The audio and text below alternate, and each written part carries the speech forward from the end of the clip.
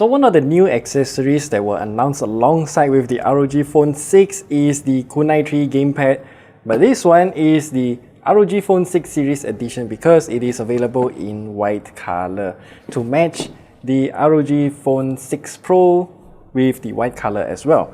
So as you can see, the accessory packed in here is pretty much the same as the other generation of the Kunai 3 Gamepad. So as you can see here, it is also Bluetooth enabled, just like the previous generations of the Kunai 3 Gamepad. Because this is the exact same Kunai 3 Gamepad, it's really nothing much to talk about, so we'll just take this out for now and then we'll have a look at what's inside and how does it look in white color.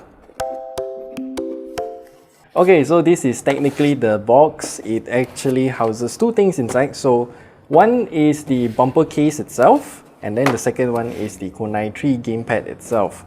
So I want to take a look at this case first. We'll open it up here and then pull it out, and this is the case itself. As we can see, the case is made out of a very nice white color,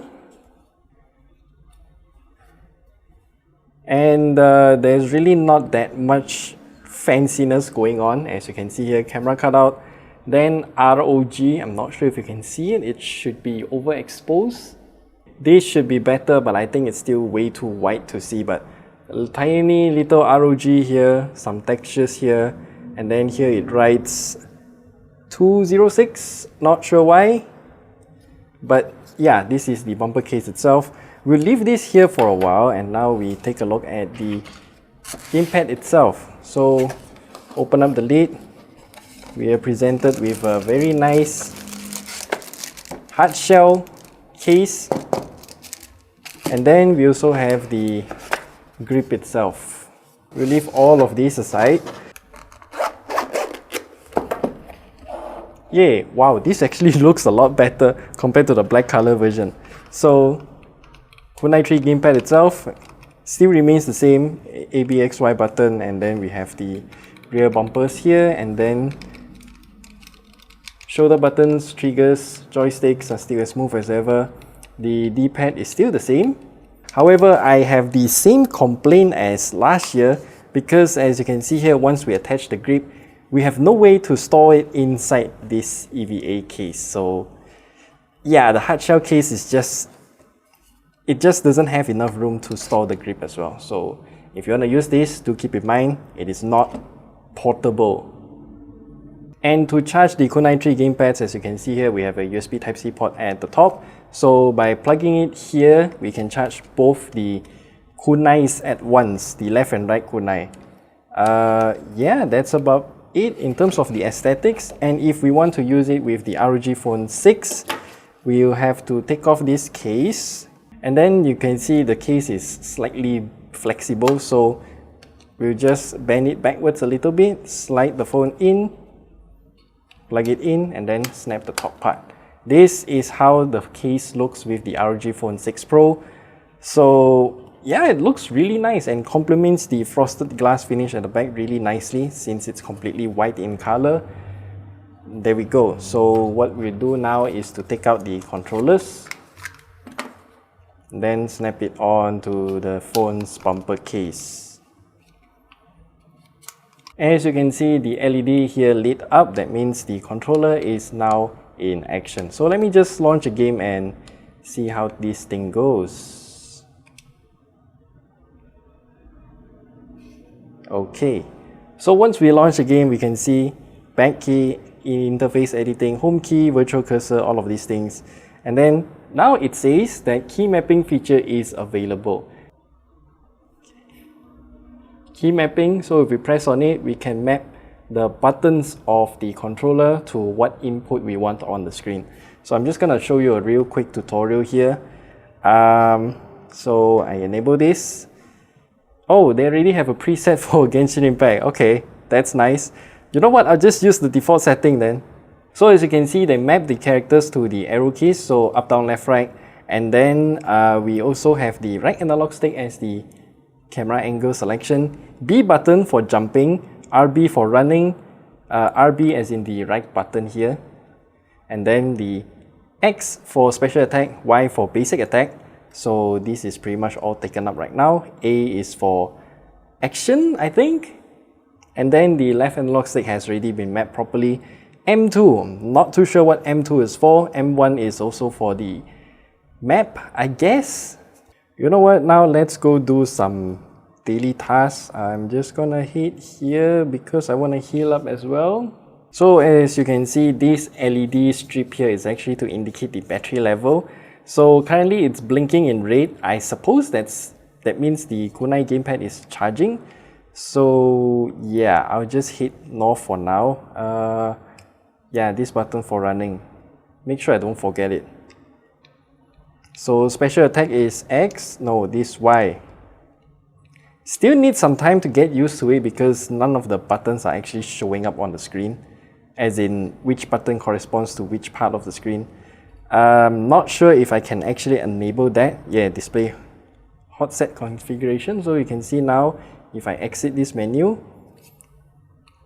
the buttons still stay on the screen to tell me which button means what, so I don't get confused and hit the wrong button. Yeah, that's good.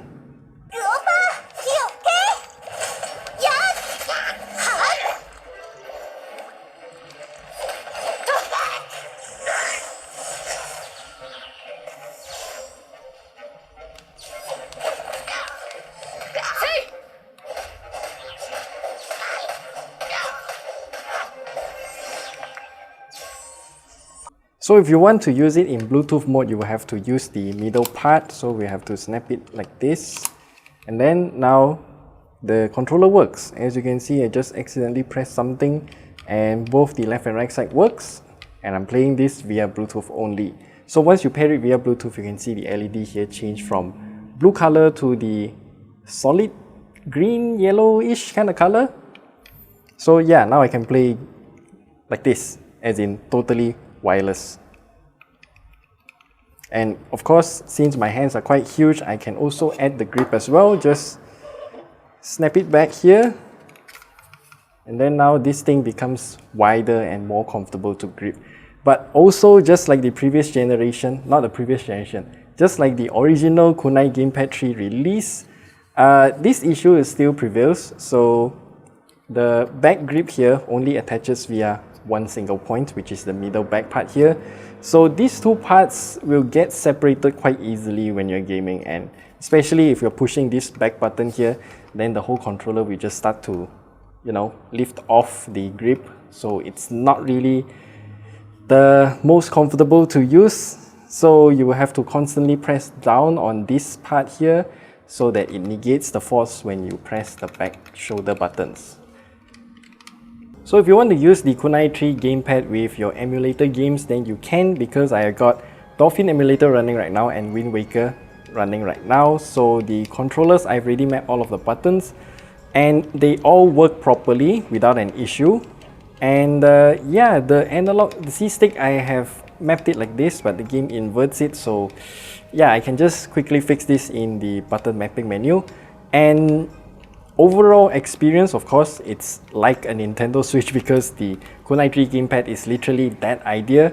But I have two issues to show you. So let me just hit back into the main menu here. And then if I ever want to play this wirelessly, as in controllers off the phone, then I will have to map the buttons once again, because let me just show you, okay? So as you can see, the A button is mapped to the controller wirelessly, and this comes off as the ROG Kunai 3 gamepad button 96. But every other button that is mapped via wired, as in the controller is connected to the phone's bumper case, then it will show as ASUS ROG Kunai gamepad 2. That's weird. So that means that if you ever want to play a game halfway when the controller is connected to the phone, and then when you play halfway and then you want to detach the controller and play it wirelessly like this, the button mapping doesn't work. So that's a bit annoying.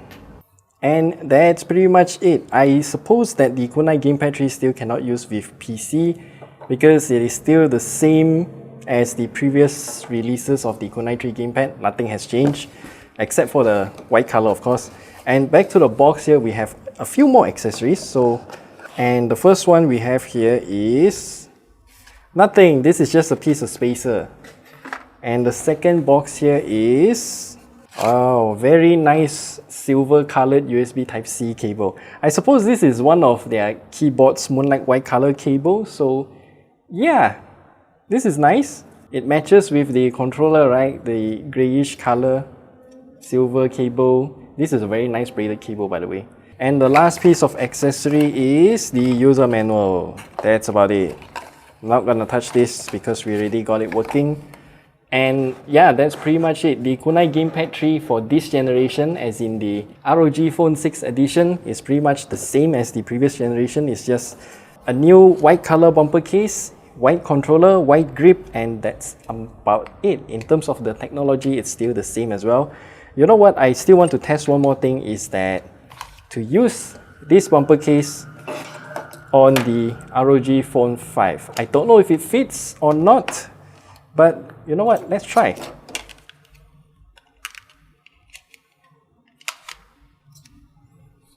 Oh, it fits! 100% fit! Of course it looks a bit awkward, but yeah, it fits. And now let's change it back to, oh, okay.